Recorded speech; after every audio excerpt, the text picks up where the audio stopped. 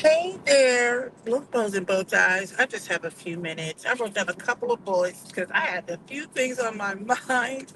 They are not connected at all. It was like totally random. So don't judge me. For those of you who are new to my channel, I'm a Black opinionated woman, also known as a bow. Okay, so look, I just want to say this about planning at middle age. I literally hate planning things for friends to get together. I can't take it because like no one can make a decision. And I had said I was gonna tap out. I'm not planning anymore, but I guess my A type personality, I'm not always A type, but my A type kicks in. I'm like, all right, so what about blah blah blah? And I checked into three places, and of course, it just the timing, everything was booked or whatever. And I'm like, well, look, somebody can offer up something else.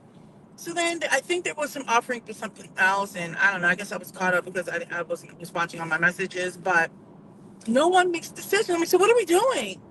And it's just kind of like it's like everybody's waiting for somebody to make a decision, and I feel like I get tired of having to always make the decision. I make decisions all the time. So then it's like after all of that, I'm like, you know what? I talked to one person offline. I said, let's just book here and we'll be done with it. So she suggested it, but I'm just kind of like, why is it that like people just can't make a decision? Like make a decision.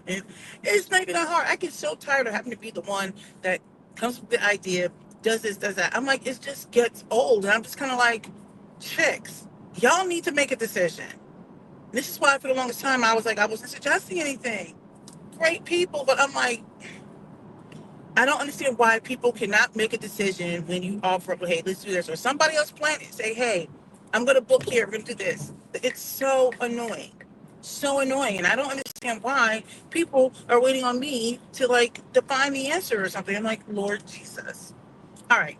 Enough of that. I just want to go on to the whole greedy Beyonce thing for a second because she has this new tour that's coming out, which I don't understand why she would do another tour so close together because I feel like she just stays fleecing her fans. Like I've never seen the bigger grip in my life between these expensive tours.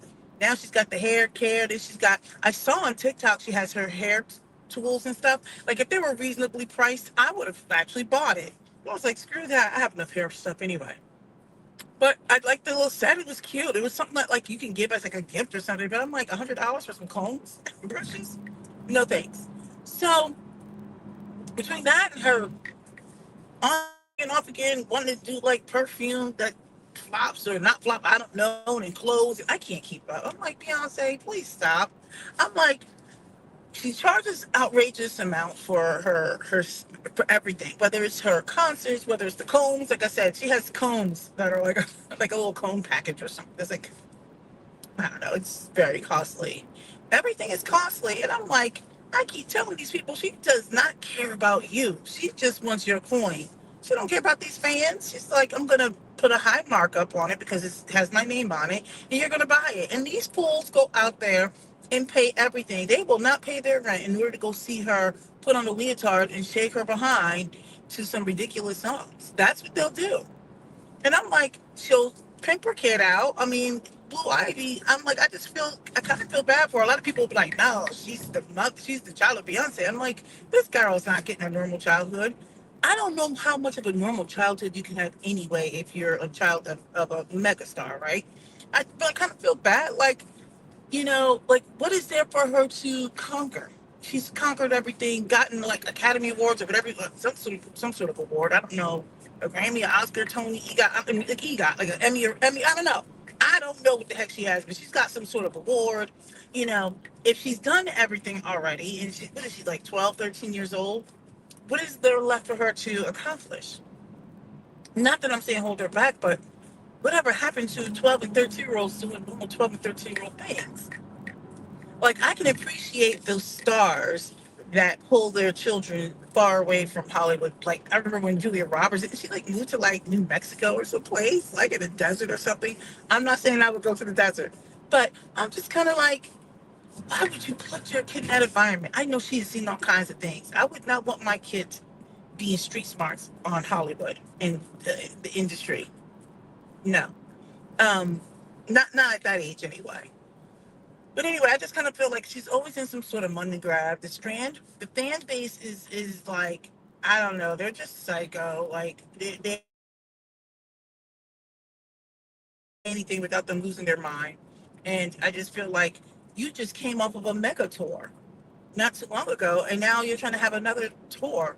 Now, I don't even know all the music that was on her first tour because I didn't purchase anything off of her album or anything like that. I don't know. I kind of like I'm stuck in the time warp anyway with the music I listen to.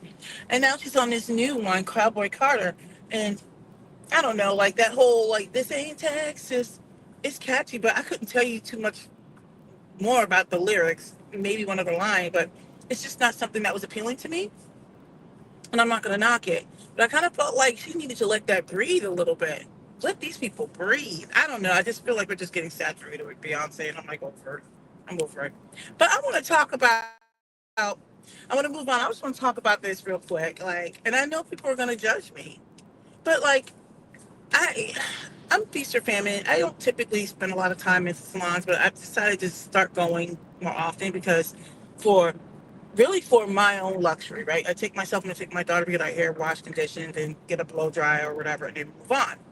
But I haven't been going to a regular black salon. I've been going to a Dominican black salon because they are efficient. I feel like the customer service there. I'm only speaking for my experience because I've been to other ones before. I have a good experience when I go there. I have a good experience. They have been always like very polite. They're efficient. They're like a machine. They're convenient. I find that their pricing isn't ridiculous and you know what to expect. So they're way more reasonable. I feel like um, because culturally, when you're usually in the salons, they typically speak a lot of Spanish, even though I understand some of it, but I'm not fluent. So they speak Spanish, so I don't have to worry about engaging in conversation. I'm literally there just to have my hair taken care of. I'm gonna go get my hair done today.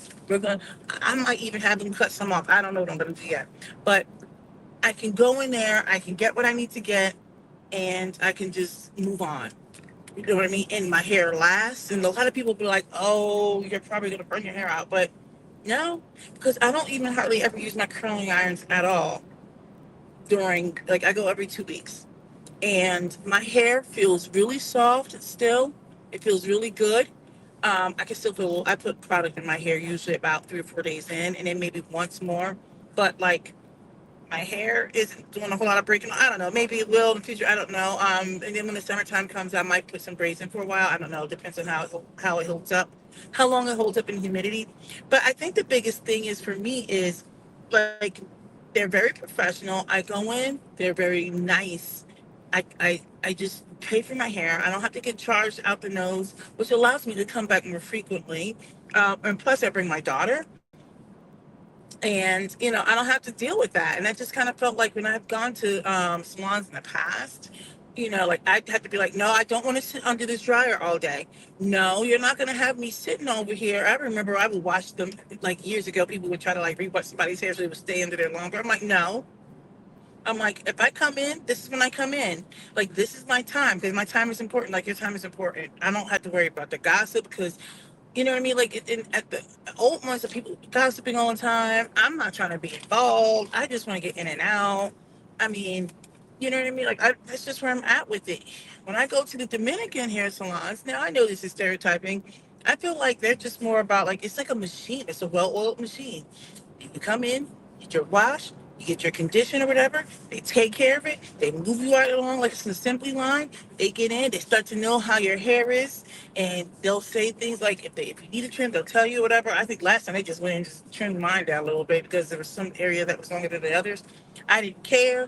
My hair feels good. I mean, obviously I need to get it washed. As you can see, there's not a lot of product though. I'm like knock my eyeglasses off, but I'm gonna get my hair done, and it's gonna feel good. They're gonna do what they need to do, and I'm gonna keep it moving.